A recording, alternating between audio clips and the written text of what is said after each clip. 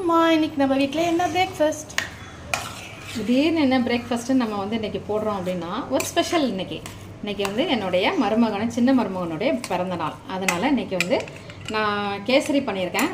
அதாவது நான் ஏற்கனவே இந்த கேசரி போட்டிருக்கேன் உங்களுக்கு. நான் அல்வா மாதிரி இருக்கும், அந்த அளவுக்கு நமக்கு சாஃப்டாக இருக்கும். இதுக்கு வந்து கலரிங் வந்து நான் குங்குமப்பூ தான் போட்டிருக்கேன்.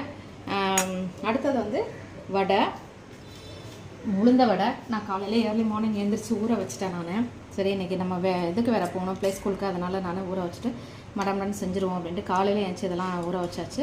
அதுக்கப்புறம் சாம்பார், டீ.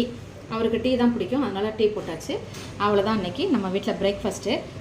இந்த பர்த்டே பிரேக்ஃபாஸ்ட் கண்டிப்பாக உங்களுக்கு பிடிச்சிருக்குன்னு நினைக்கிறேன். இந்த பர்த்டே பிரேக்ஃபாஸ்ட் உங்களுக்கு பிடிச்சிருந்துச்சுன்னா லைக் பண்ணுங்கள், ஷேர் பண்ணுங்கள், சப்ஸ்கிரைப் பண்ணுங்கள்.